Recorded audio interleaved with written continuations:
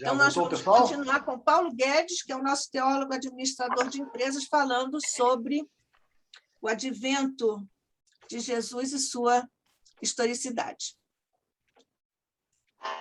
Vamos lá? Vamos. Então, vamos lá. Vou me conectar aqui com o microfone para ficar melhor.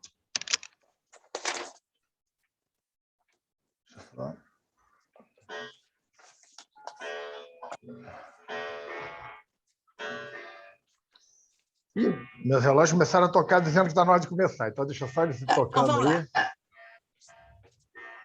aí. Isso. Agora a gente vai falar sobre a questão histórica de Jesus, né? Que eu acho que é um questionamento muito oportuno. A gente tem visto aí muitas pessoas questionando se Jesus realmente existiu, né? A gente já viu aqui no Advento de Jesus algumas coisas sobre batismo, sobre alguns detalhes, né? E agora vamos falar sobre a questão que é o Jesus histórico. Então, vamos lá. Deixa eu só... E eu acho que é muito importante que a gente fale um pouco sobre isso, né, como uma resposta, né, a uma pergunta de muitos incrédulos, no que diz respeito à existência desse Jesus histórico. Porque se ele não houvesse existido, nada valeria estudarmos o Evangelho, gente, pois se trataria de uma obra criada pelo homem e perderia todo o caráter revelador. A gente fala aí, né, da revelação, né, que o Jesus trouxe, né? Os historiadores do primeiro século, incluindo Joséfo e Tácito, mencionam em seus escritos como um personagem histórico. Já por aí a gente já começa a trazer algumas afirmações de que Jesus realmente existiu.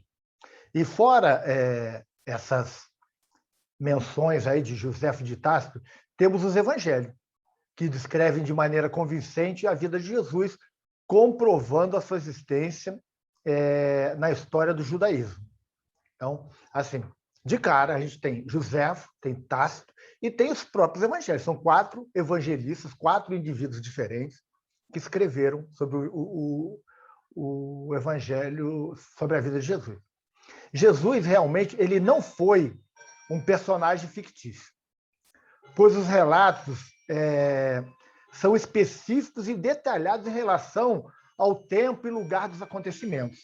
A gente observa que o Evangelho ele cita personagens da história, né, do próprio judaísmo, cita personagens da autoridade romana, cita algumas situações que a gente vai ver aqui no decorrer agora do nosso estudo, que vão comprovando tudo isso. Só para a gente exemplificar aqui de cara, Lucas, né? Vamos falar do Lucas, que os seus escritos menciona 7 autoridades, devidamente confirmadas pelos historiadores para estabelecer o ano do início do ministério de Jesus. A gente vê lá em Lucas, no capítulo 3, versículos de 1 a 2, e no versículo 23. Ele cita 7 autoridades. E todas as autoridades comprovadas pelos historiadores, que aí ele estabelece o início do ministério de Jesus.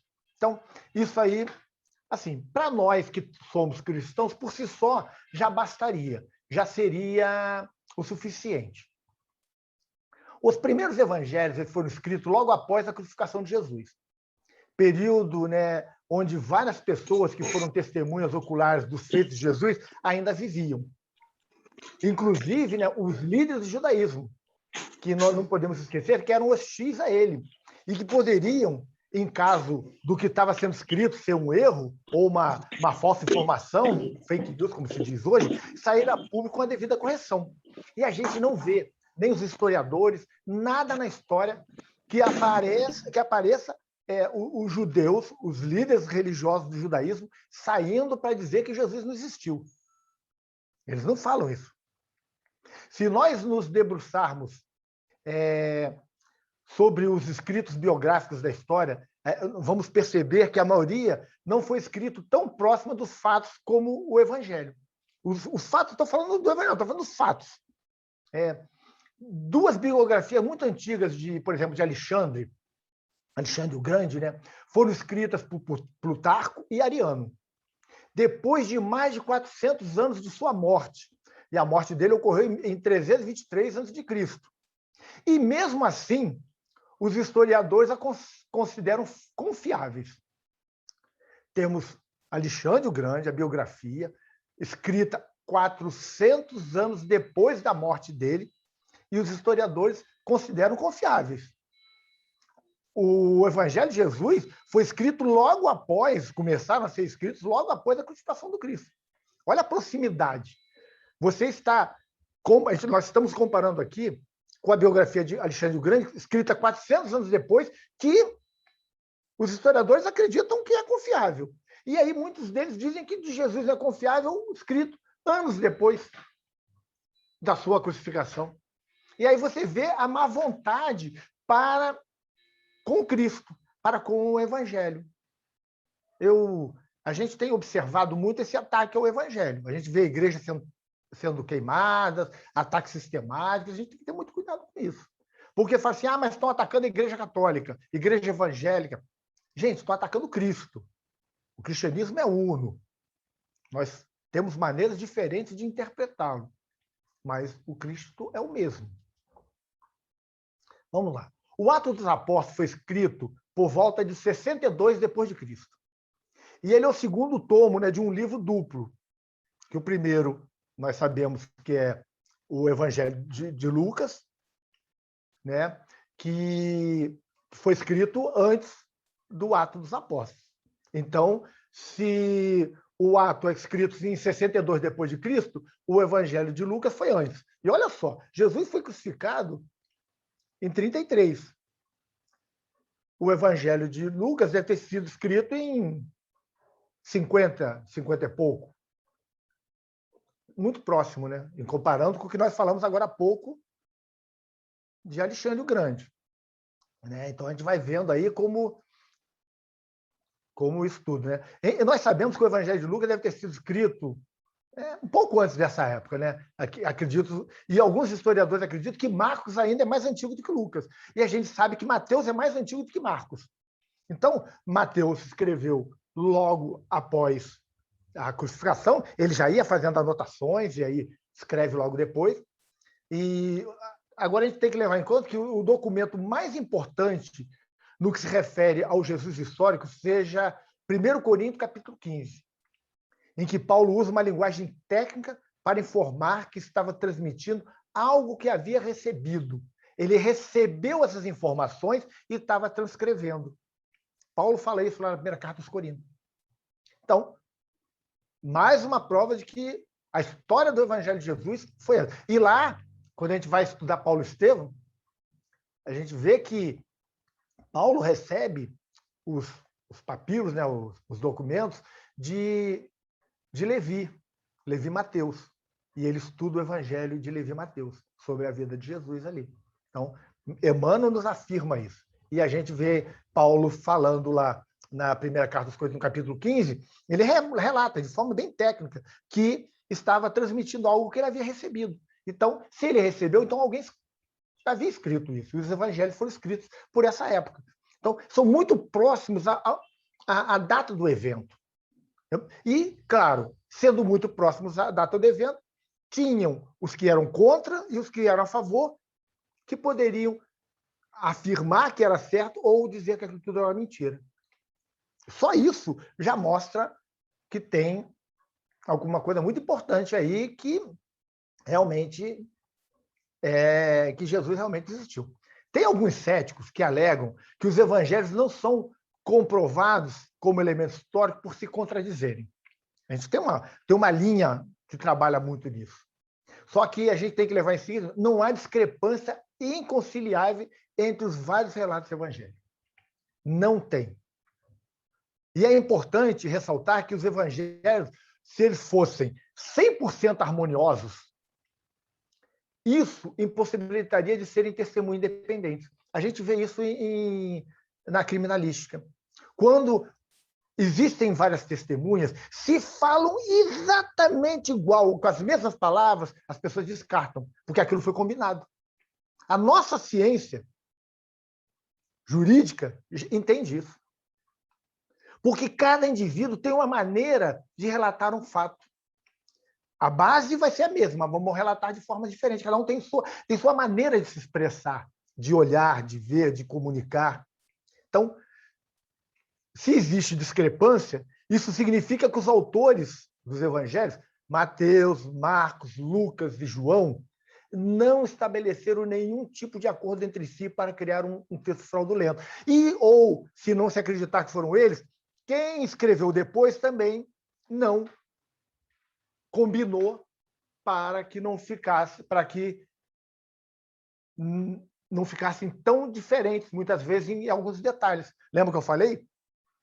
Que Mateus e Lucas, no que diz respeito ao Sermão do Monte, as datas, os locais, muitas vezes, o que o Jesus falou é mesmo, só que Mateus não foi testemunha ocular. Ele recebeu informação por terceiros. E ele relata, muitas vezes, em lugares diferentes, porque ele sabia, alguém contou o que Jesus falou. Mas aí o local, para quem, e aí isso difere.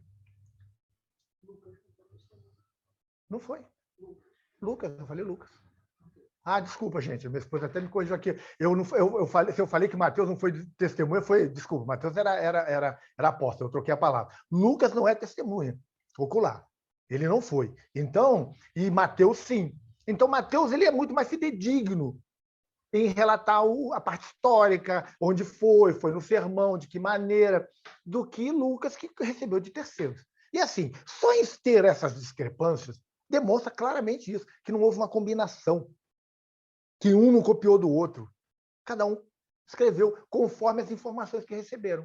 A gente vê um evangelho grande de Mateus, um evangelho muito pequeno, sintético, que é o de Marcos, um outro evangelho grande, que é o de Lucas, e um também, que é o de João. E João difere dos três. A gente vai olhar isso. E a gente também tem, gente, os textos ou os escritos, né, daqueles que tinham aversão a Jesus. Porque eles também escreveram. Nos escritos judaicos tardios, que foram depois, né, escritos após o Jesus, Jesus era chamado de o feiticeiro que desviou Israel. Ué, aquelas pessoas que eram contra Jesus estão relatando que Jesus existiu e chamavam ele de o feiticeiro que desviou Israel. Isso mostra claramente que, para os judeus, apesar das obras maravilhosas que Jesus realizou, punham em dúvida a fonte de seu poder. Eles duvidavam que Jesus estava falando em nome de Deus, mas em momento algum eles questionam a sua realização. Eles não dizem que Jesus não fez aquilo tudo. Eles dizem que fez, mas em nome do diabo. Era o feiticeiro. E se ele realizou conforme eles afirmam, é prova irrecusável de que Jesus existiu. E que realizou as coisas. Porque se eles falam que ele realizou sim, mas em nome do diabo, em nome de Beelzebu, que ele era feiticeiro, já é uma prova que ele realizou. E a segunda prova é que ele existiu. Quem era contra o Cristo diz que ele existiu. Então, a gente vai desmontando com isso essa narrativa de que Jesus é um mito, que ele é um personagem inventado, porque a gente vai buscar dados históricos. A gente está buscando dados históricos. E os dados históricos, eles vão comprovando a existência de Jesus. E a gente tem uma infinidade de questões que a gente vai debater aqui sobre isso. E aí, eu já falei até na primeira parte do nosso estudo sobre isso. Exemplar original do Evangelho. Alguns detratores do Evangelho questionam a não existência do exemplar original do Evangelho. Mas a realidade é que não apenas o Evangelho está nessa situação, mas a grande maioria dos textos antigos. Sendo que nenhum outro texto tem tantas cópias espalhadas por diversas localidades como o Evangelho. Nenhum se compara ao Evangelho.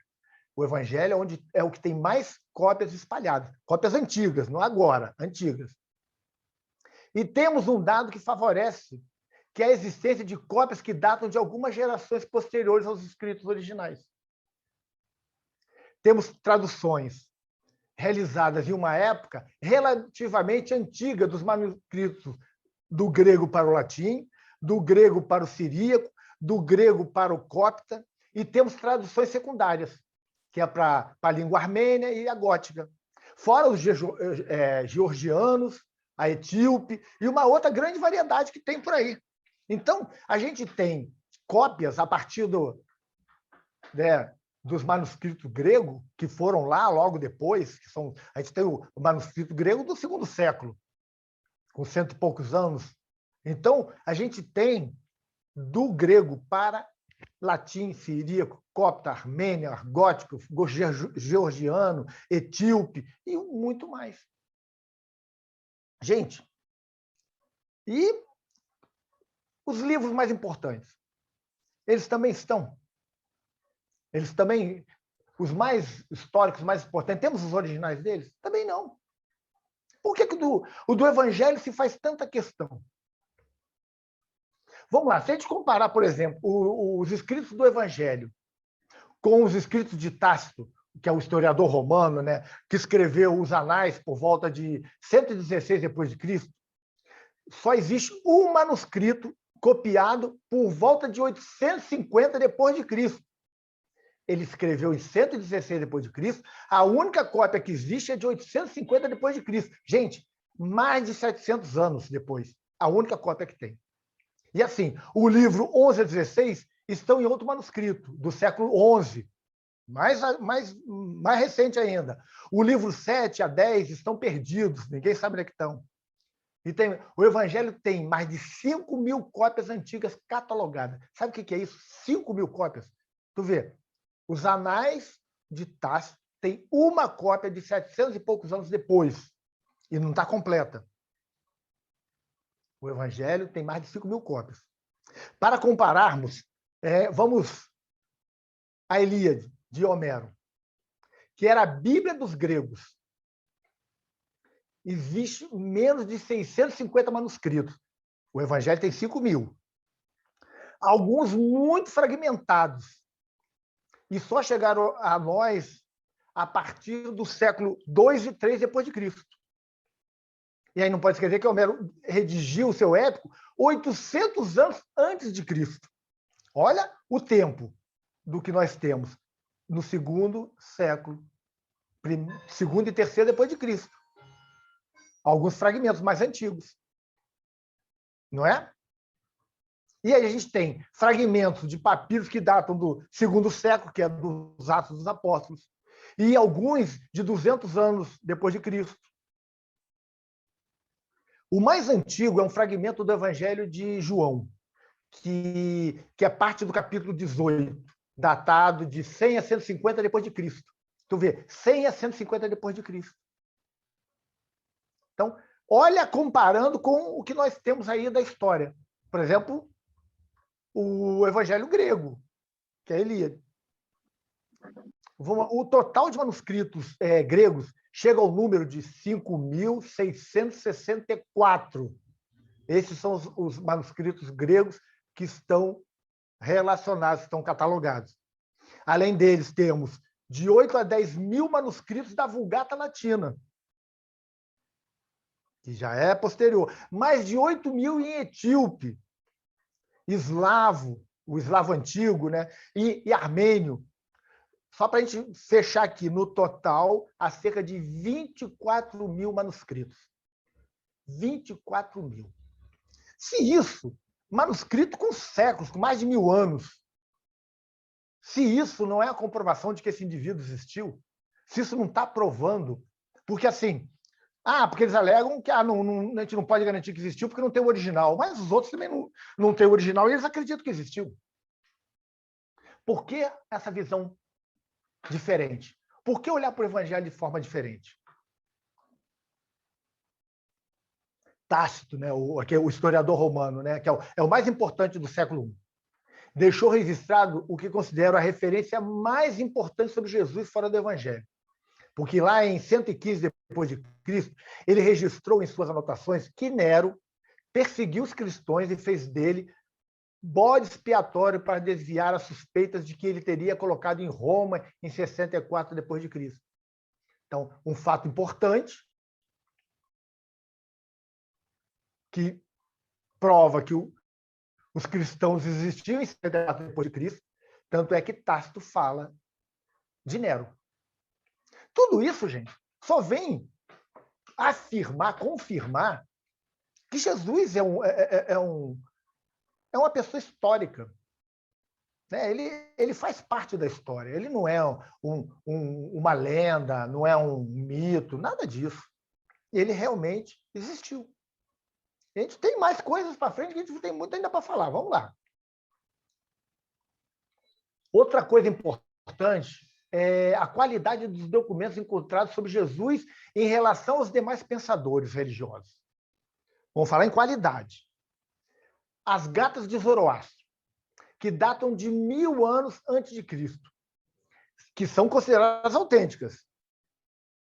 Mas a maior parte das escrituras do zoroastraísmo foram escritas no século 3 depois de Cristo, 1300 anos depois de ter sido escrito, de Zoroastro. Por exemplo, um dos escritos de Buda, que viveu no 6º século antes de Cristo, só foram registrados depois da era cristã. Então, a gente pode botar aí pelo menos 600 anos ou mais que foram escritos, os primeiros. Tu vê, a primeira biografia de Buda só foi escrita no século I depois de Cristo. Então, isso tudo é considerado autêntico. Zoroastro, as gatas de Zoroastro são consideradas autênticas, mesmo com essa distância de tempo do fato e das escrituras que nós temos. No caso de Buda, a mesma coisa. 600 anos depois foram escritos a história, a biografia de Buda. E aí temos Maomé. Viveu de 570 a 632 depois de Cristo, né? E aí suas palavras são registradas no Alcorão. Todo mundo sabe, né? Islamismo, Alcorão, Maomé. Mas a sua biografia só foi escrita em 767, mais de um século depois de sua morte. Jesus não tem paralelo na história. Falando da questão histórica, gente, comparando com as principais obras da antiguidade, não tem paralelo na história de Jesus. 24.000, lembrem? 24.000 manuscritos. Os outros, temos muito poucos. Muito pouca coisa. E aí alguém chega e diz, não, Jesus não existiu. Jesus é uma mentira. Não temos que seguir esse Jesus. Temos que destruir a família judaico-cristã porque ela é um empecilho para a melhoria da humanidade. Esse Deus antiquado. É o que a gente tem ouvido por aí. Mas está aqui, ó, Jesus existiu. E os seus feitos são verdadeiros, que o próprio judeu dizia que era verdadeiro, mesmo não concordando com ele. O problema do judeu entender Jesus é que ele acha que a fonte da força de Jesus era o demônio. Mas que Jesus fez, eles têm certeza que fez. Só isso. Já nos consola, temos certeza absoluta. A gente tem por convicção. Somos espíritas, estudamos o Evangelho, temos relatos aí. Nosso Chico Xavier trouxe relatos através da sua psicografia fabulosa, que nos deixam cada vez mais credores, né? A gente acredita cada vez mais no nosso Jesus. E aí a gente chega numa coisa que, hoje em dia, tem sido muito importante. A arqueologia bíblica. Que é uma linha da ciência que está avançando muito, que, sem sombra de dúvida, está fortalecendo a credibilidade do Evangelho. Pelas descobertas. E aí a gente vai, por exemplo, observar o caso do médico historiador Lucas, mais uma vez. Que é autor do Evangelho com seu nome e dos Atos dos Apóstolos, que formam o Evangelho, né? Junto com os outros livros que estão lá, formam o Evangelho. Os historiadores e estudiosos liberais e também os conservadores são de entendimento de que o historiador Lucas é muito preciso em suas anotações. Ele era erudito, eloquente. O grego que ele usava era muito próximo do clássico, era o grego coerente, mas muito próximo do clássico. Escreve com um homem com muito estudo, como que todo mundo sabe que era um homem muito estudo. E as descobertas arqueológicas têm demonstrado retiradamente que Lucas apresenta com exatidão os fatos. Aquilo que Lucas tem falado, as escavações têm comprovado as coisas que ele descreve, que tinham se perdido no tempo.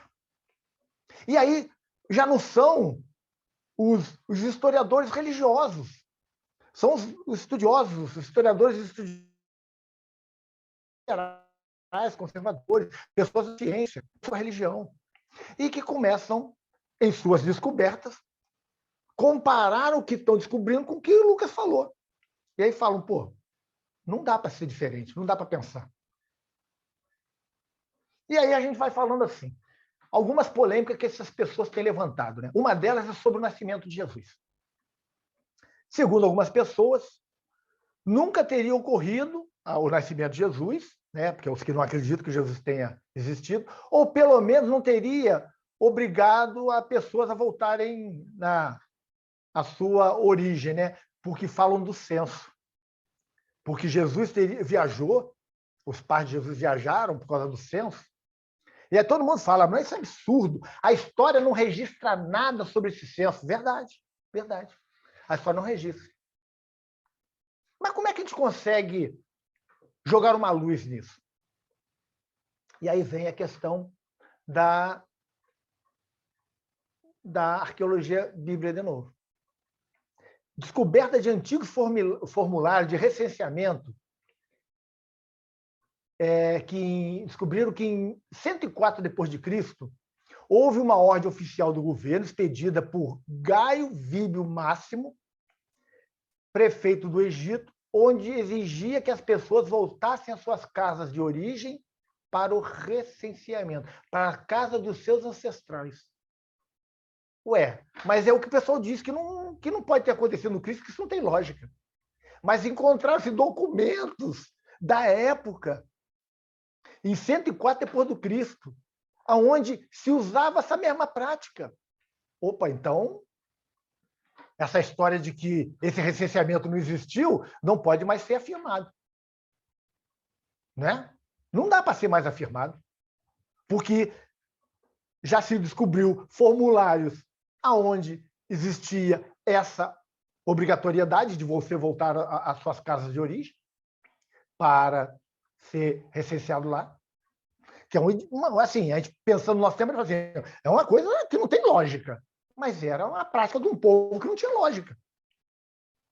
E vamos mais. Outro papiro encontrado, datado de 48 depois de Cristo, muito mais próximo, dá a entender que o censo era algo que envolvia a família toda. Envolvia a família toda. Então, você tinha que agregar todo mundo no mesmo lugar da família. E nessa questão existe um problema muito sério, porque, segundo Lucas, o censo foi ordenado por Quirino, que era governador da Síria, durante o reinado de Herodes, o Grande, né? Herodes o Grande. Só que, assim, Herodes morreu em 4 a.C. E Quirino só começou a governar em 6 depois de Cristo. E aí fala assim, poxa, como é que Quirino, se ele morreu antes de Jesus nascer, como é que ele deu a ordem? Né? O impasse foi solucionado pelo arqueólogo Gerry Vardan. Ele descobriu uma moeda com o nome de Quirino em letras bem pequenas, que chamamos de letras micográficas, onde fica provado que ele foi procônsul da Síria e da Cilícia de 11 a.C. até depois da morte de Herodes. Opa! Herodes morreu depois de tentar mandar matar o Cristo, lembra essa história toda? Então, prova-se outra vez, através da história, das descobertas, que o Quirino... Porque quando começa assim, mas existe um formulário. Mas tudo bem, mas Quirino não viveu nessa época. Aí se descobre que teve um outro Quirino que viveu nessa época e era procônsul da área onde Jesus estava. Então, entende-se por provas documentais que fatos ocorreram. O que nego desmentia, ridicularizava o evangelho, começou a cair por terra.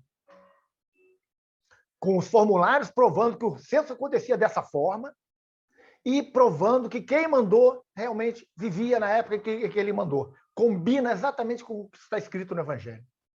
E aí, qual é o argumento a partir disso? Eles silenciam. E aí vão buscando outras coisas. Porque é o comum. As pessoas tentam desacreditar, tentam colar uma ideia falsa, e aí, quando você desmente, elas mudam de assunto. E aí tem a questão... Eles questionaram tudo, gente. Tem a questão também de Nazaré. Muitos cristãos não sabem se realmente Nazaré existiu, já que os céticos afirmam o contrário, dizem que não existiu, porque não existe nada que prove que existiu Nazaré. Mais uma vez, os arqueólogos vêm em nosso socorro.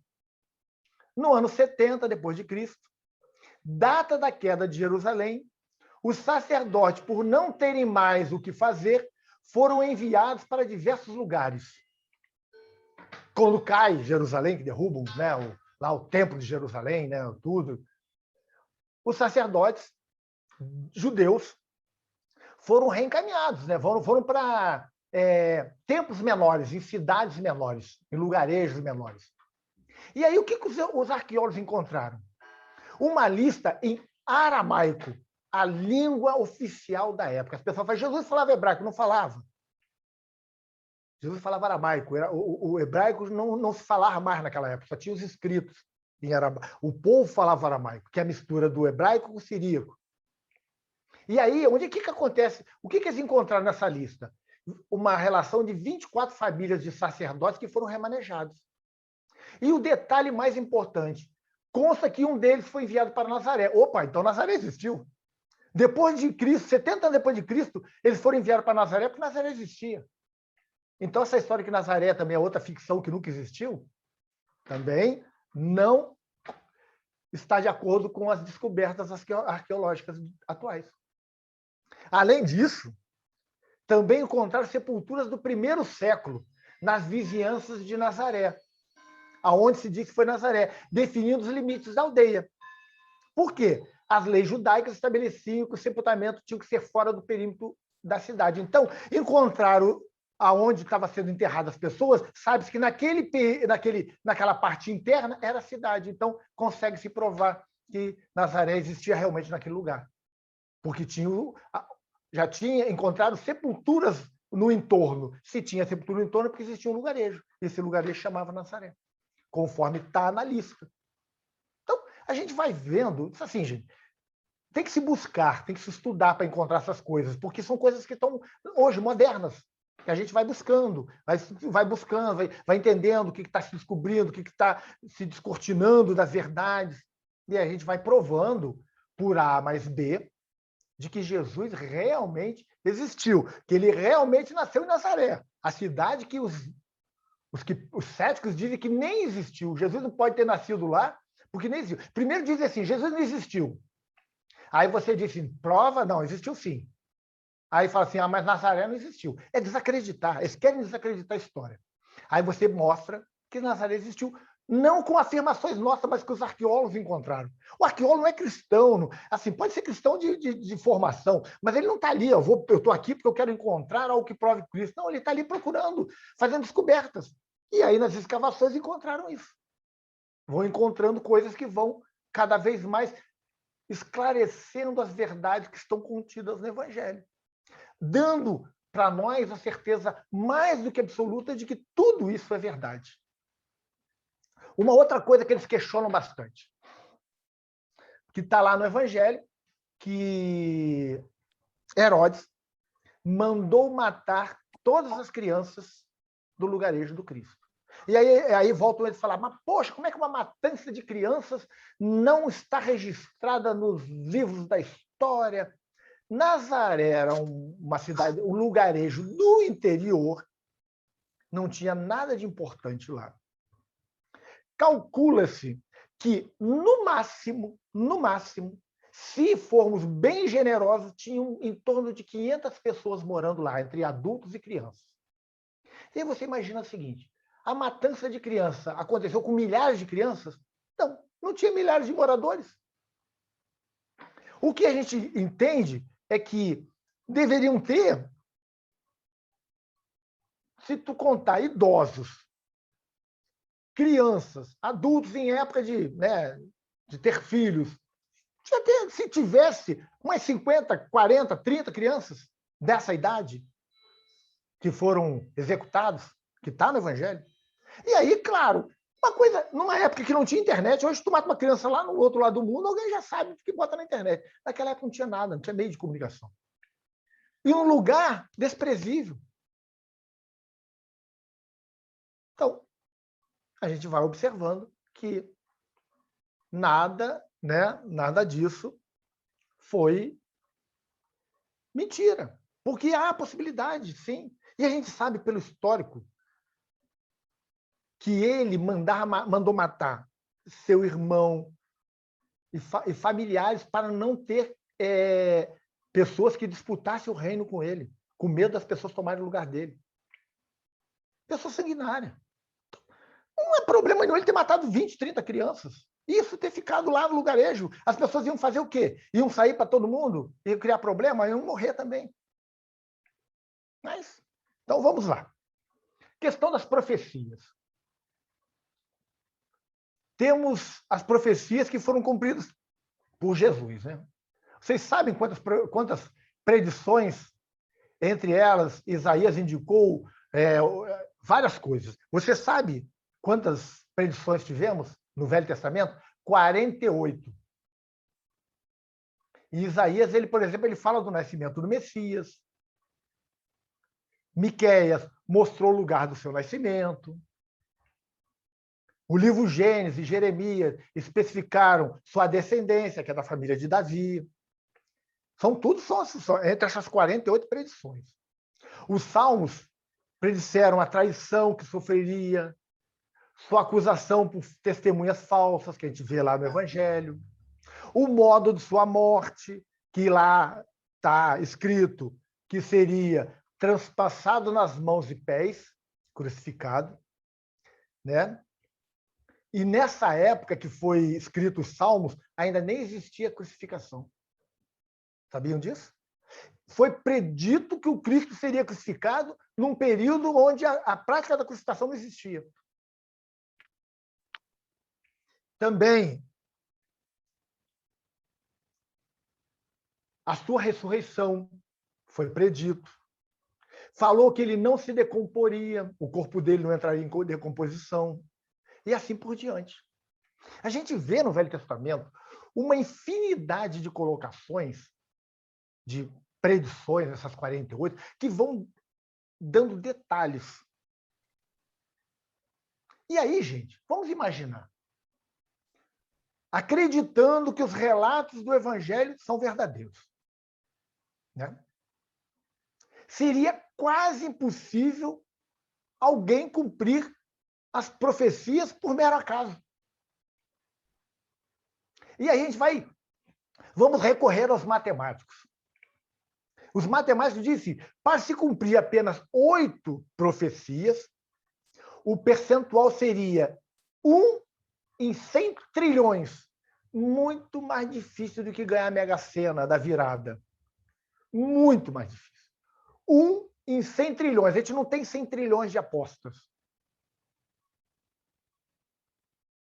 E aí tem um matemático, Peter Stone, ele fala o seguinte, ele faz uma projeção que a probabilidade de se cumprir 48 profecias seria de 1 trilhão elevado à 15ª potência. Não dá nem para a gente imaginar que número que dá. Mas está lá escrito. Temos comprovações na história, de tudo que nós estamos relatando, que Jesus cumpriu. Que o que está ali são fatos, inclusive constatados pelos próprios judeus. Só que, assim, uma pessoa, ao acaso, cumprir as 48 profecias, 1 trilhão elevado à 15ª potência. Gente, é um número gigantesco. E Jesus cumpriu. Jesus cumpriu todas as profecias. 8 delas já seriam um feito. Ele cumpriu 48. Né? Então, a gente vai, assim, Através dos estudos, com bastante calma, a gente vai desconstruindo tudo isso. Eles querem desconstruir o Cristo, mas nós conseguimos desconstruir os argumentos deles. A gente não precisa brigar, gente. Esses argumentos, para eles, pode até não significar nada, mas para a gente significa muita coisa. Para o cristão significa muita coisa. Existe ainda alguns que aí eles começam, porque eles vão tentando desconstruir a imagem do Cristo de várias maneiras. A gente vê, por exemplo, a teologia da libertação, que é uma teologia muito forte aqui no Brasil durante um período aí. Essa teologia diz o seguinte: ela contemporiza muito tudo que o Cristo fez. Ela diz, por exemplo, Jesus não multiplicou os pães e o peixe. Ele recolheu todo o pão e peixe que tinha entre aquele grupo e repartiu de forma igualitária. Está desconstruindo Cristo. E é uma teologia de católicos. Não da igreja como um todo, mas de pessoas. Tanto é que essa teologia ela é até refutada pela própria igreja. Diz, por exemplo, que Jesus não ressuscitou Lázaro. Ele consolou as irmãs de Lázaro. Ele não ressuscitou. Mas no Evangelho diz que ressuscitou. Os caras começam a desacreditar, infiltrados dentro da igreja. Tentam desacreditar, desconstruir o Cristo. E aí tem alguns que dizem que Jesus não teria morrido na cruz. Porque eles começam a não ter mais argumento, eles vão atacando outra parte do Evangelho. Porque aí, você dizendo que Jesus não morreu da cruz, ele não teria sido ressuscitado. Né? Não seria ressurreito. Eles dizem o seguinte, que Jesus teria sido ressuscitado por terceiros. Alguém foi lá e ressuscitou Cristo, que ele estava desmaiado, semi-morto, e alguém socorreu ele. E essa ideia pode ser encontrada no Alcorão, que, segundo seus escritos, Jesus teria fugido para a Índia. Lembra do Alcorão? 700 e poucos anos depois do Cristo. Aí alguém lá criou essa hipótese. Jesus teria fugido para a Índia. E essa hipótese surgiu na nossa época atual em 1972, no livro The Jesus Scroll, de Donovan Joyce. Vamos aos fatos, gente. Os açoitamentos romanos eram famosos por serem extremamente cruéis. Alguém viu aquele filme do Mel Gibson sobre Jesus? Aquilo ali mostra mais ou menos o que era. Esses açoitamentos eram extremamente cruéis. O caso em tela, né, de Jesus consistia em castigo de 39 chicotadas, levadas a efeito ali com um artefato que era feito com tira de couro trançada, e na ponta levava bolinha de metal e pedaços afiados de osso, que cortavam profundamente a carne. Levava 39 com uma força extrema daqueles homens romanos. E aí, com os açoites, as costas ficavam com cortes tão profundos. Isso é o que está na história, gente. Não sou eu que estou dizendo. Esses são os anéis da história romana, que chegavam a deixar a coluna exposta. O indivíduo ficava com a coluna toda de fora. Lacerados os músculos inferiores que seguram o esqueleto. O indivíduo com a coluna toda exposta e o músculo todo lacerado. O indivíduo perdia praticamente a capacidade de locomoção. E o historiador Eusébio, do século III depois de Cristo, descreveu o açoitamento nesses termos que eu acabei de falar. É um historiador. Ele fala detalhadamente como eram os açoites. E é isso aí que eu acabei de falar. Eu estou relatando o que ele disse. Não são católicos. Não são cristãos. Historiador. Século III depois de Cristo, dizendo como ocorriam esses tais açoitamentos. E aí tu imagina, o indivíduo, depois disso tudo, ser socorrido, ressuscitado. E não podemos esquecer da lança que passou por baixo da costela do Cristo. De tudo isso, Jesus ia se salvar e fugir para a Índia. Gente, aí dizer que Jesus fugiu, ele nem ficou ali. E aí tudo que aconteceu depois foi mentira.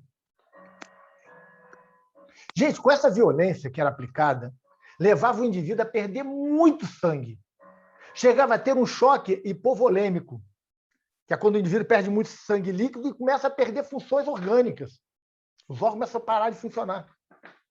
E após tudo isso, o condenado era afixado nos pregos grandes, que eram de 15 centímetros, que transpassavam os pulsos, que eram considerados partes da mão, em linguagem da época. As pessoas falam assim, Jesus, se prendesse na mão, a mão rasgava, mas não, era furado no pulso. Só que o pulso era considerado parte da mão. Temos que isso que eu falo que ele tem que contextualizar. Buscar a cultura, buscar o que fala na época. Nos pés, se fazia a mesma coisa. Prego de 15 centímetros. Também furavam do mesmo jeito. Os braços ficavam esticados. Os ombros deslocavam-se do lugar. As juntas se distendem cerca de 15 centímetros. Olha só o que acontece. A crucificação, em essência, é uma lenta agonia após a morte, até a morte por asfixia, que se dá em razão da tensão dos músculos e do diafragma, que deixa o peito na posição de inalar, mas não consegue exalar. Fica preso. E aí, o que acontece? Para voltar a exalar, jogar o ar fora, a pessoa ela precisava firmar-se sobre os pés para conseguir aliviar a tensão muscular. E aí, com aquele pé furado, cada vez que ele fazia força, ele ia lacerando mais os pés. Ia rasgando mais. Depois dessa exalação, quando o indivíduo conseguia fazer essa força, a pessoa podia relaxar e inalar novamente, puxar o oxigênio outra vez. E aí precisava fazer tudo outra vez para conseguir botar o ar para fora. Esse ritual precisa acontecer diversas vezes até a exaustão. E aí o indivíduo não aguenta mais. E antes de morrer, existe o choque hipovolêmico. Acaba fazendo o coração bater rapidamente por algum tempo, contribuindo para fazê-lo falhar, resultando no acúmulo de líquido, isso a ciência hoje prova, na membrana em torno do coração, que é chamado de efusão pericardial, como também em torno dos pulmões, chamado de efusão pleural. E a gente pode constatar isso no Evangelho. No ato que o soldado romano perfura a lateral de Jesus, provavelmente a lança atravessou o pulmão direito e o coração. E quando for retirado, juntamente com o líquido, que seria a efusão, saiu aquele líquido, que é a efusão que a gente falou acima. Isso é ciência, isso é medicina explicando. Não sou eu, isso é medicina que explica isso. Então, a gente observa que, depois disso tudo, a probabilidade de Jesus ter sobrevivido é nula, gente. Pelo amor de Deus. Fisicamente, não sobreviveu. Não tinha como. Não tinha como. O romano fazia a crucificação por saber que ninguém sobrevivia dela. Uns mais jovens conseguiam, mais fortes, conseguiam, apesar da dor nas pernas, respirar. Gente, só que chega um ponto, o indivíduo sem líquido, sem força, sem alimento, ele vai se esgotando e aí morre por asfixia. E Jesus não morreu por asfixia, ele foi transpassado por uma lança. Pelo lado direito, afetou o pulmão e o coração. Atravessou enviesado. E aí, hoje a ciência prova que seria impossível Jesus ter fugido para a Índia. Seria impossível. Ele não tinha ciência médica para socorrer Jesus naquela época. Não tinha. As probabilidades, segundo os médicos, seria nula de Jesus ter conseguido sobreviver. Pelos relatos que se tem da época. Aí, como não estão satisfeitos com isso, não, tá, tudo bem, Jesus morreu. Mas a ressurreição não aconteceu. Eles vão buscando argumentos.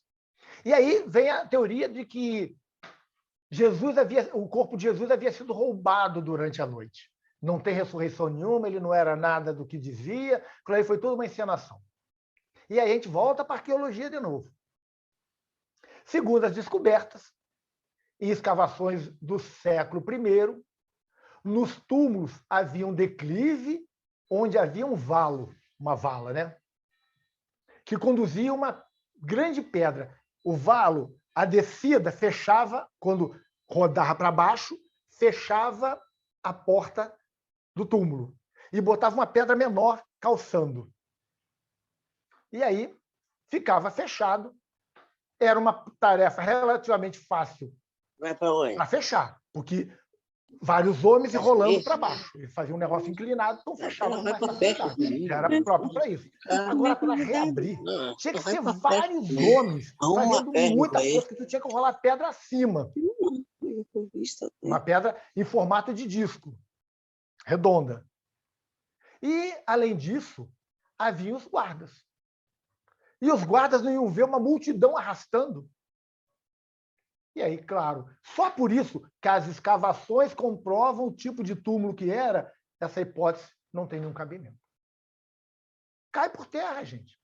Mais uma hipótese que vai cair por terra. Tudo que eles argumentam, a gente vai derrubando. A ciência hoje vem derrubando a argumentação desses materialistas, desses que não acreditam em Jesus. E aí, vamos lá.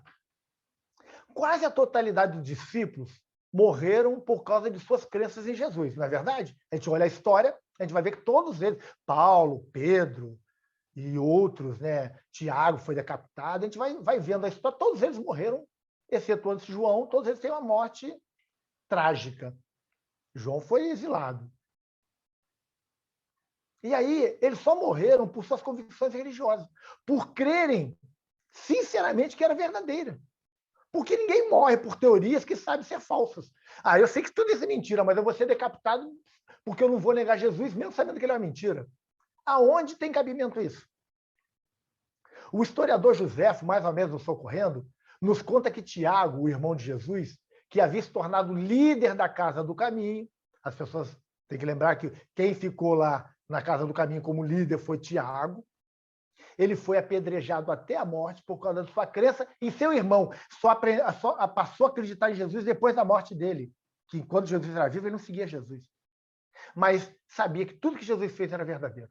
Quando ele viu aquilo tudo, inclusive Jesus voltando e tudo, passou a acreditar em Jesus e morreu apedrejado. Se ele não tivesse convicção plena de que Jesus existiu, que tudo que Jesus foi verdade, ele morreria por apedrejamento? Paulo seria crucificado? Paulo seria degolado? Pedro seria crucificado de cabeça para baixo, como diz a história? Tiago, o outro Tiago, seria degolado?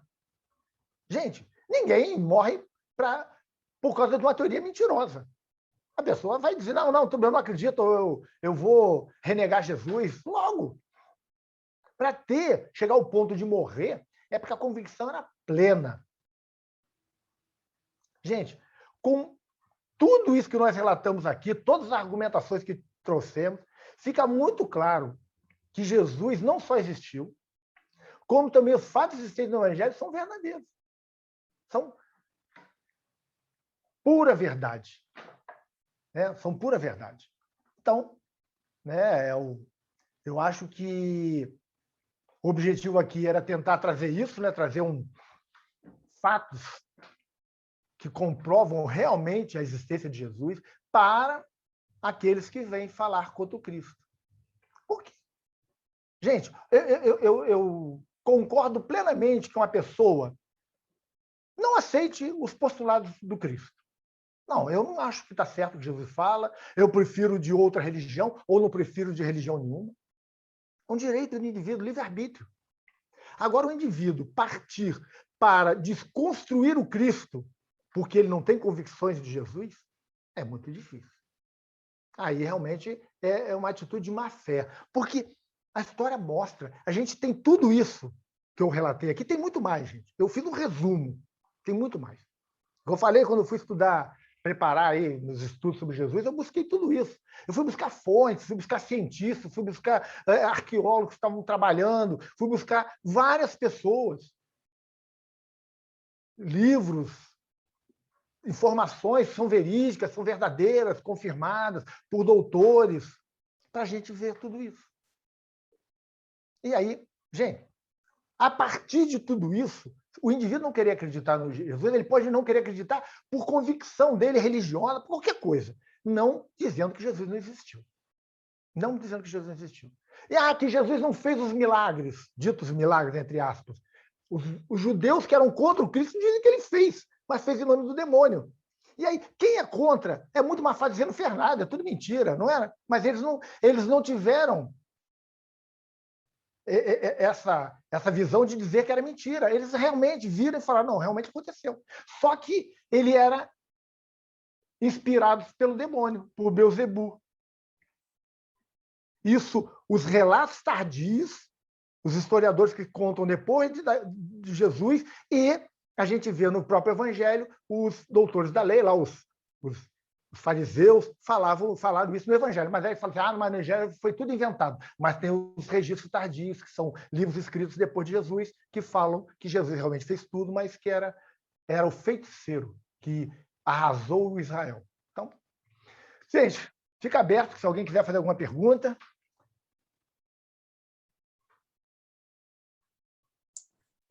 Já temos perguntas. Paulo, podemos começar? Deixa eu tirar aqui. Seguimos, então? Oi? Seguimos? Podemos fazer a primeira pergunta, que é do Saulo? Na verdade, eu acho que não é propriamente uma pergunta. Ele diz, algum homem da terra faria qualquer das coisas que Jesus fez? Àquele tempo, basta lembrar do Evangelho de Jesus e compará-lo ao pensamento da época. Um pouco mais longe, hoje o homem da terra ainda não pensa plenamente como Jesus, e aqueles que pensam, quando pensam, não podem exercitar o pensamento em plenitude, dadas as circunstâncias em que vive, dadas suas necessidades evolutivas.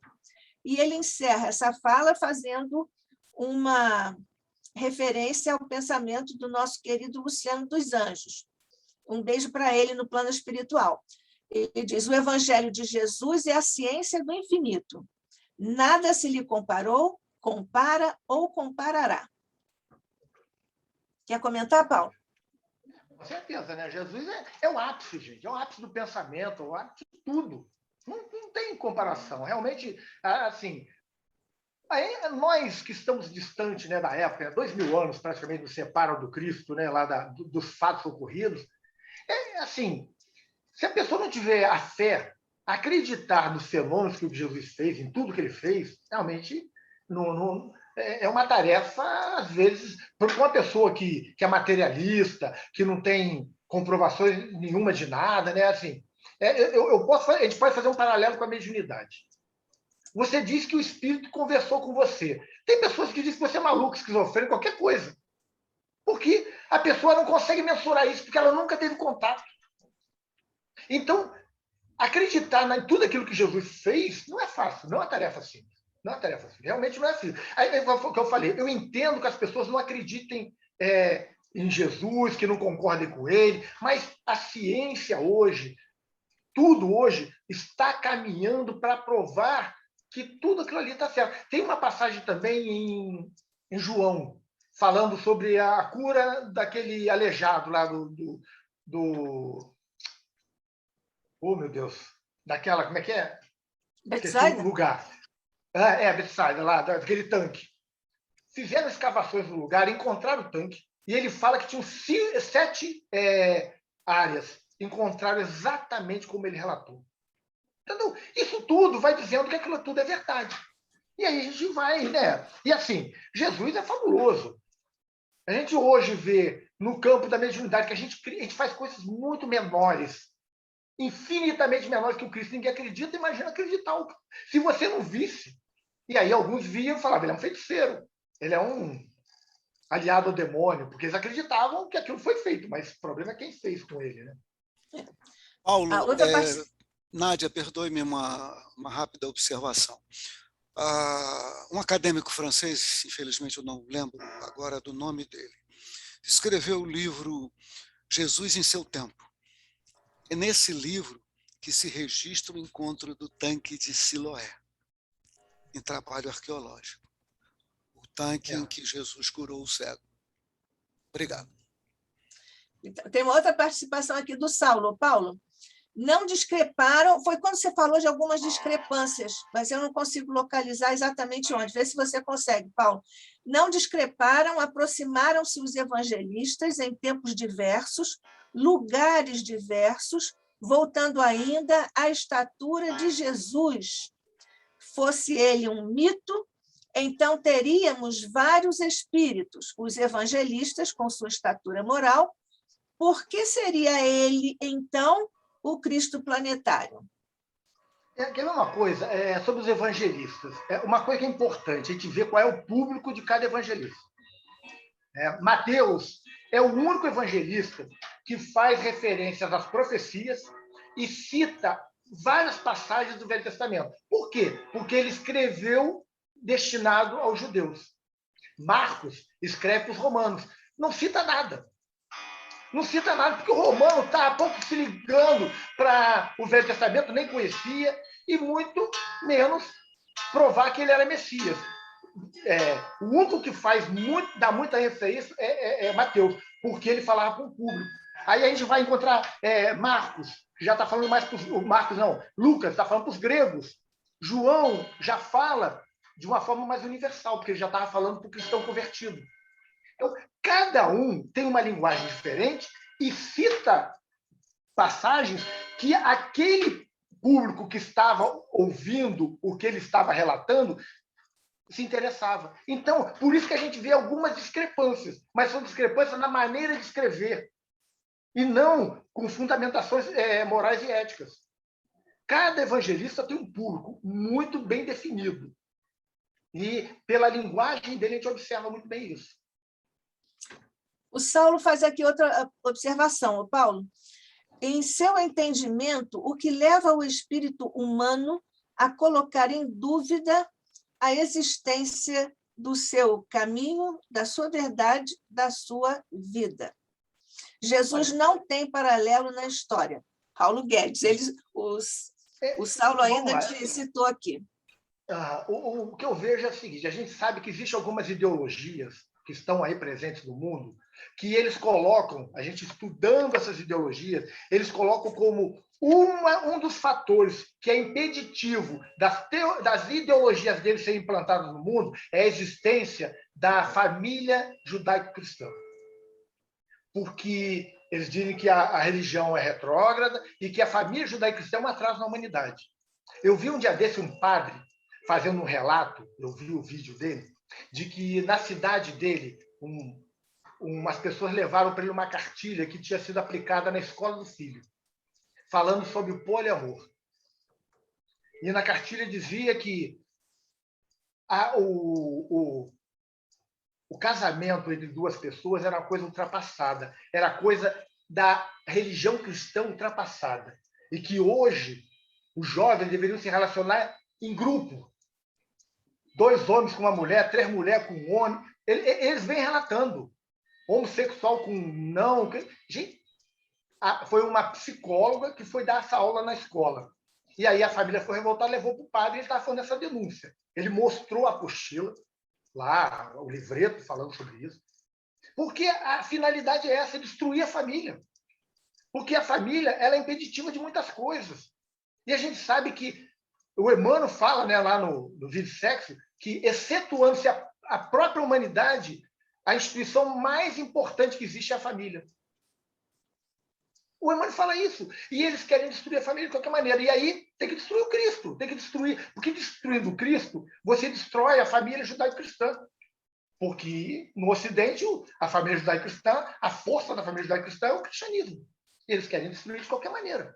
E aí, infelizmente, esse tipo de pessoa, assim, não é nem por convicção de que Cristo não tenha existido, é porque tem sonhos de ideologias loucas para levar em vantagem, sei lá o que eles querem destruir. Cada um tem o direito de pensar, de tentar implantar o que quiser. Agora, essas coisas que a gente vê por aí não é fácil. Eu vejo meu filho tem 14 anos, ele fala das coisas que hoje se prega pelo mundo, que são assim, são assustadoras. No campo da sexualidade, gente, é assustador as coisas que estão chegando. Graças a Deus tem uma formação cristã, evangelização, desde da barriga, sempre dentro da casa espírita, então tem uma formação mais estruturada. Mas e os que não têm? São captados, são capturados para dentro desses pensamentos, e aí começa tudo que a gente está vivendo aí. Paulo, a Carmen Baldo, ela diz: eu não tenho referências oficiais, mas sei que existe um movimento judeu que segue a religião judaica e seus preceitos e adota o Cristo como o Messias anunciado. Tem sim. É um grupo pequeno, mas já é uma transformação. Um grupo pequeno, porque eles chegaram à conclusão... Porque assim, o Jesus não criou o cristianismo. Jesus era judeu. Ele seguia os postulados judaicos. O que aconteceu da ruptura foi porque o judaísmo não aceitou de forma alguma e começou a perseguir. E aí, como começou a perseguir, foi necessária a ruptura para que o cristianismo continuasse, para que a mensagem do Cristo continuasse. E aí estabeleceram que quem seguia a mensagem do Cristo era cristão. Foi por causa disso. E aí, hoje, tem uma corrente, sim, dentro do judaísmo, que está pensando que, analisando tudo que o Cristo fez, chegaram à conclusão, que isso tudo que a gente estudou aqui, que realmente o Cristo é o Messias. Mas é um grupo pequeno ainda, é um grupo pequeno. Mas é fato, sim. Isso é fato, eu já vi sobre isso, já li sobre isso. Rosa Martins, excelente revisão histórica, parabéns. Obrigado. Saulo, só para conhecerem o poema que segue. Ele não colocou aqui o poema, pelo menos não estou vendo. Nadia, para todos, excelentes esclarecimentos. O poema está lá no fim, Nádia. Bom, César, depois de sua fala, Paulo, por que o docetismo até hoje influencia o movimento espírita? Sim. Eu vejo um problema muito sério na doutrina espírita. São as pessoas que se acham mais intelectualizadas do que são. São pessoas que querem buscar coisas diferentes, que querem... A gente tem esse problema dentro da doutrina espírita. Existem os intelectuais, que eu respeito muito, os intelectuais dentro da doutrina, que são pessoas que são intelectuais, mas são simples. Né? Nádia sabe a admiração que eu tenho com ela no campo da educação. A Nádia sabe disso, que eu sempre falo disso. Eu vejo o César, o conhecimento doutrinário dele é algo que é admirável, pelo conhecimento doutrinário. A gente sabe que essas pessoas têm um conhecimento muito grande, mas como são verdadeiros estudiosos, eles não se contaminam com as besteiras. Porque essas coisas que vão se trazendo, que ainda se traz, que vem muitas vezes do passado, quando a gente faz um estudo um pouco mais aprofundado, a gente joga tudo por terra. É fácil. É que nem essa visão que tem aí da doutrina espírita de que Chico Xavier, Emmanuel e tudo mais que vem através do Chico são obsessores. Que a gente sabe disso, tem uma linha muito forte de pessoas que pensam assim, e que só serve o Pentateuco. E quando a gente vê a argumentação dessas pessoas, eu já vi alguns documentos escritos, são muito bem escritos. Eles têm o dom de escrever, mas são pouco profundos, são muito rasos. E a gente pega, e aí vai buscando, dentro da própria doutrina, você vai derrubando tudo. Mas tem que ser estudioso. Hoje, as pessoas não se dedicam mais sobre o livro. Quem é da geração nova que lê os contemporâneos de Kardec? Que lê o Leon Denis, Rakov, essa turma toda? Ninguém. Quem é que já leu a obra toda de Kardec, a Revista Espírita, que já leu o Leon Denis, já leu Camille Flammarion e tantos mais, e atualmente a obra básica de Chico, que é fantástica, complementar de Chico, uma obra de Dival. As pessoas gostam de romances, romances de péssima qualidade, muitas vezes. E aí se dizem espíritas e começam a pegar as teorias mais esdrúxulas, porque qualquer coisa que você fale, se a pessoa não tiver profundidade, ela entuba. Ela entuba. E a gente tem visto isso na doutrina, que tem um conhecimento muito extenso e quase nada raso. E quase nada profundo, muito raso, né? Raso e extenso. E é o que dá.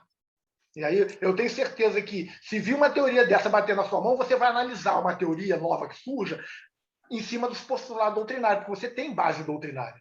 E essas outras pessoas? A nossa juventude cada vez mais não quer estudar. Eu digo juventude, pessoas de 40 anos para baixo. Não querem estudar, querem ficar na especialidade, escutar palestra. E nas palestras, cada vez mais, o palestrante fala aquilo que é superficial, porque ele não se aprofunda. Como ele não se aprofunda, ele fala o básico. Ele pega o básico que todo mundo fala e fala. É uma repetição, a gente vai ver palestra, todo mundo falando a mesma coisa.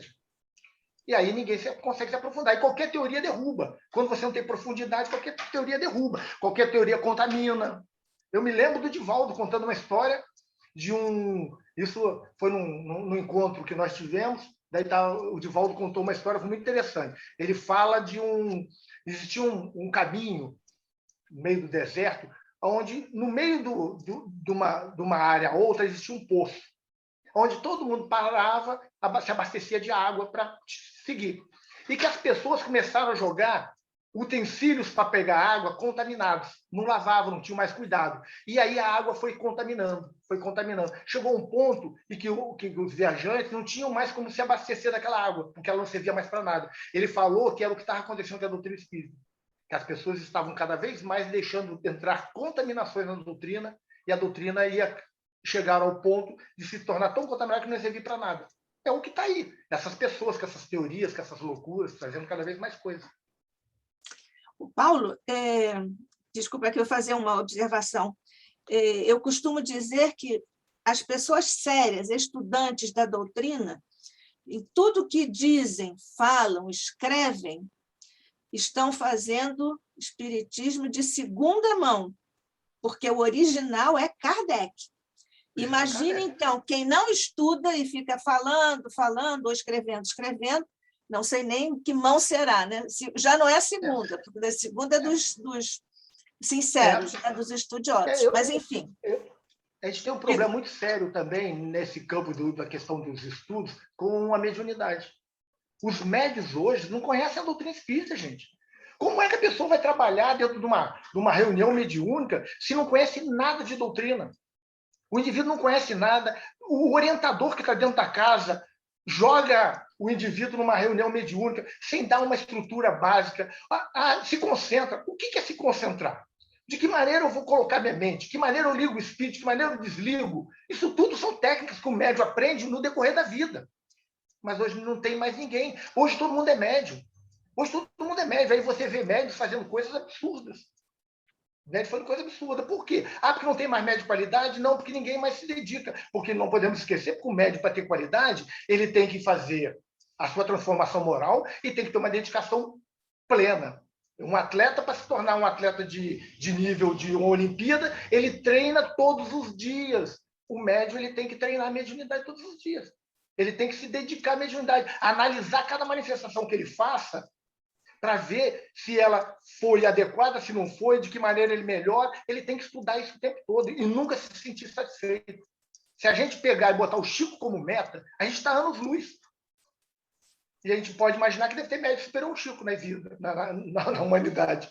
Mas a gente bota o Chico como meta, a gente está anos-luz. E o médico se acomoda. Ele deu uma manifestaçãozinha lá, quase totalmente ele, quase nada do espírito, e já se acha satisfeito, se acha um grande médium. Aí começa a ver os problemas que ele está tendo. A doutrina espírita, se a gente não cuidar com essa geração que está aí, a gente vai ter muitos problemas, como o cristianismo teve, como se a gente pegar a reforma evangélica no início, ela era muito bem feita. É só olhar lá, estudar lá Lutero e tudo, foi muito bem feito. Se perdeu. Hoje tem essa parafernália de igrejas espalhada por tudo que é lugar, as pessoas não sabem nem ler, não conseguem interpretar a própria Bíblia, que estão fazendo pregações. Isso é do ser humano. Isso é do ser humano. Só que a gente tem que trabalhar para melhorar. A humanidade tem que crescer, gente. Isso. A Nadia diz gratidão ao irmão amigo Paulo. Eu também endosso isso. Ela é minha irmã. E agora o Azus, é isso? Ela diz, maravilha, Nádia Kardec é a base. Eu não sei se esse Nádia aqui com acento sou eu, porque o meu não tem acento, é com J.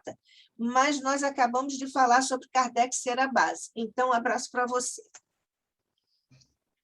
Kardec é a base, sempre será a base, né? Não dá para. Sempre será. E o pior, assim, as pessoas não estão nem estudando mais Kardec. Não estão achando ultrapassado. Não estou estudando Kardec. Uma vez eu vi, isso já tem muitos anos, eu vi uma pessoa falando que André Luiz estava ultrapassado. Sim. Eu falei, então, a gente não entendeu André Luiz ainda totalmente, gente. Como é que está ultrapassado? Aí, Kardec que é ultrapassado, vai sobrar o quê? Mas é a mesma história do cristianismo, tem que destruir. Entendeu? Quem não está satisfeito com o progresso da humanidade, que a gente virar um mundo regenerado, tem que trabalhar para. Assim, acabam sendo inspirados pelas trevas, né? Pelos espíritos que não estão satisfeitos com a transformação moral do homem, que querem ainda manter as vinganças, os prazeres da vida, né? Os prazeres materiais. As pessoas ainda têm espíritos, têm indivíduos que ainda querem isso. Isso. Olha, não temos, pelo momento, uma outra pergunta. Eu indago se alguém tem alguma outra pergunta. Saulo, não estou vendo aqui a poesia. Então, nós vamos... Ela está no chat, mas a ideia é que... Mas eu estou pelo chat aqui, viu? Sim, ela está nele, está registrada nele. Alguma coisa aconteceu aí que você não a encontrou, mas acredito que os encontraremos depois. Só queria ressaltar para os companheiros que a poesia fala exatamente da legitimidade da missão de Jesus, uma poesia que eu recebi há muitos anos. Sugeriria que lessem. Pelo nosso querido Candeia? Sim. Sim. Um beijo para o Candeia, lá no plano espiritual. Então, Paulo, nós estamos... O Saulo continua aqui, Fátima. Vamos colocar aqui o Paulo para nós encerrarmos, então, o nosso encontro. Pois não, professora. Podemos colocar a tela cheia para o Paulo, para nós encerrarmos? Bom. Sim.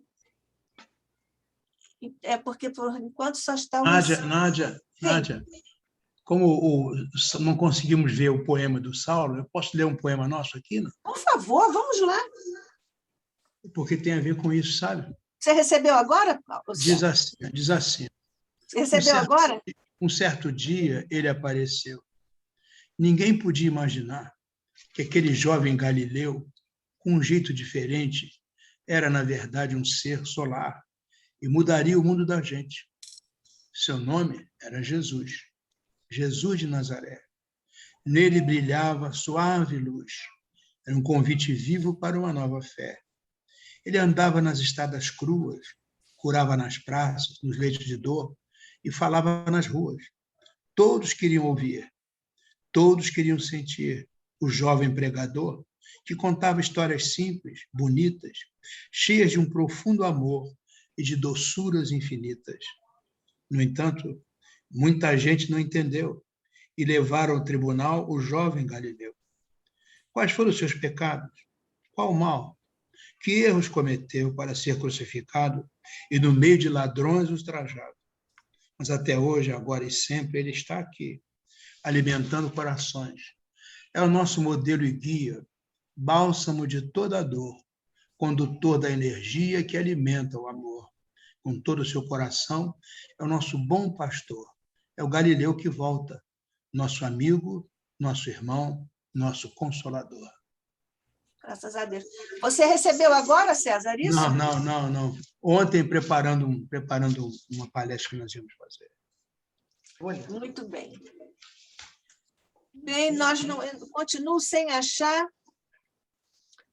Alguém me falou, Nádia, me perdoe, errei o seu nome. Não, era só o Azus. É porque eu não me identifiquei, eu só achei que era porque eu tinha feito aquele comentário. Muito obrigada a você, viu?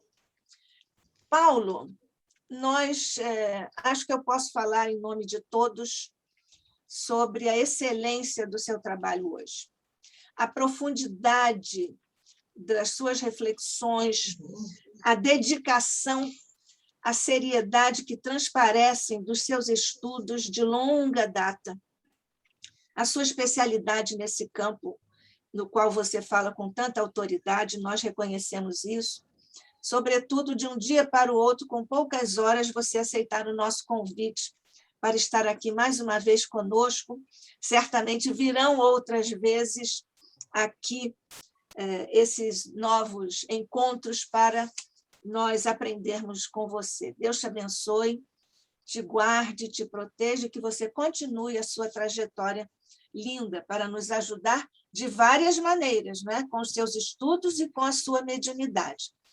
Então, o ICEB te agradece profundamente. César vai certamente fazer coro a esse nosso agradecimento, e ele também vai fazer a nossa prece de encerramento. Se você quiser ainda dizer alguma coisa, faça uso do tempo e da palavra como você quiser, Paulo. Eu só queria agradecer, né? Que eu acho que a tribuna espírita, quando é dada para a gente, é uma oportunidade de estudo, né? Eu não me considero um conhecedor da doutrina, nem do evangelho, porque eu vejo o Emmanuel relatando que nas escolas do mundo espiritual ele era um mero aprendiz do evangelho. A gente não chega nem perto disso, né? O Emmanuel, pelo conhecimento doutrinário do Emmanuel sobre Jesus, e ele era um mero aprendiz, imagina a gente, né? Devem ter coisas sobre o Cristo que a gente nem imagina. Mas eu acho que é o nosso papel, né? Quando a gente assume a responsabilidade de ir falar sobre alguma coisa, temos obrigação de estudar. Eu sempre gostei muito de estudo, então eu me dedico, eu debruço sobre os livros, eu não perco... Assim, poderia ter feito um estudo até muito melhor? Claro que sim, mas peguei, juntei o que eu tinha, né? Assim, eu tenho muito material, porque como eu estudo muito, eu tenho muito material. Sobre o evangelho eu tenho, sei lá, as 500 palestras prontas, todas elas desse formato de muito material. Eu tenho muita coisa, então facilita um pouco, mas esse aí, como eu falei, eu vou falar de uma coisa diferente. Eu recorri a um livro que eu escrevi há muito tempo, que eu nem publiquei, que eu tinha muito desse material, que era pesquisa de muitos anos buscando, e aí consegui juntar alguma coisa e, graças a Deus, uma inspiração da espiritualidade, eu tenho, graças a Deus, uma mentora que se chama Ana Maria, que ela diz assim, todas as vezes que você for falar para Jesus, tenha certeza que eu vou estar do teu lado. Eu confio muito nisso, por isso que eu me dedico para poder ser inspirado por ela e ter conteúdo para trazer para as pessoas. Isso. Então, também um beijo no coração da Ana Maria, que nós conhecemos também. Então, eu vou aqui ler o que o Saulo colocou aqui, o que ele recebeu do Candeia, que também é um amigo espiritual que todos nós conhecemos através do Saulo. Você quer ler, Saulo? Seria melhor. Isso. Porque ela me passou pela mente e pelo coração. Jesus venceu, esse é o título do poema. Tá? Jesus venceu, batido, vencido ou apagado, modo qualquer seu amor foi tocado por aqueles que não queriam tê-lo ou prová-lo, com necessário zelo. Terá vencido ou terá derrotado das gentes vivas qualquer dos bocados? Fora Deus, ninguém teve maior zelo. Sequer se imagina quem possa tê-lo. Jesus não venceu. Jesus só amou, e de um amor que nunca se acabou. Passado, que só vemos o passado. Porém, hoje, futuro do transato, luz o amor que se intensificou, que o homem ser ainda não alcançou. Graças a Deus. Bem, nós fomos hoje brindados com esses dois textos lindos. Esse poema é bonito, né? Não é? Pois é, vamos levá-los, né, para nós, vamos levá-los para nós. César, você quer encerrar aqui antes da prece? Não, acho que vamos fazer a prece. Então, tá bom.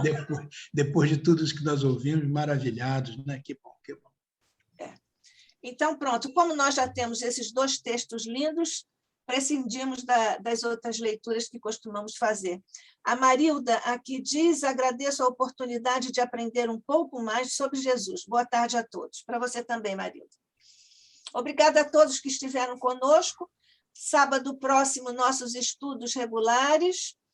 Nós estamos buscando uma abordagem ligeiramente diversificada e vamos lá para os nossos feriados, né? Dia 4 de setembro, o cineasta Karima, sobre o documentário Em Busca de Kardec, e depois nós temos a epistemologia espírita com o Peixinho e depois os druidas com o professor Adílio José Marques. Então, vamos lá, César, nossos corações planificados pela tarde linda. Vamos, então, levar nosso pensamento a Jesus, muito agradecidos por essa tarde maravilhosa, em que podemos recordar os ensinos a seu respeito e certamente tirando muitas dúvidas, ampliando assim a nossa compreensão. Na medida em que aumenta a nossa compreensão, aumenta também a nossa responsabilidade como aprendizes dessa doutrina de luz que nos chegou. Senhor Jesus, como vamos agradecer por tantas bênçãos, tantas luzes, pelo trabalho magnífico desse nosso irmão querido, Paulo. Ajuda-nos, Senhor, para que possamos, compreendendo os ensinos, possamos operar nossa própria conversão, para que o teu reino de amor seja irradiado do centro de nós mesmos. Porque contigo em nós, Jesus, vamos tratar de converter essa treva em claridade, a dor em alegria, o ódio em amor, a descrença em fé viva, a dúvida em certeza, mudar a maldade em bondade, a ignorância em compreensão e sabedoria, a dureza de todos os tempos numa ternura nova, a fraqueza numa força efetiva e o egoísmo que se transforma em cântico fraterno, além do orgulho mudar-se em humildade e o mal tão mesquinho se transforma no infinito bem. Porque é isso tudo, Senhor, que nos ensinaste. E esse é o exemplo que nos deste. E na palavra de hoje do nosso querido irmão Paulo, isso fica muito claro.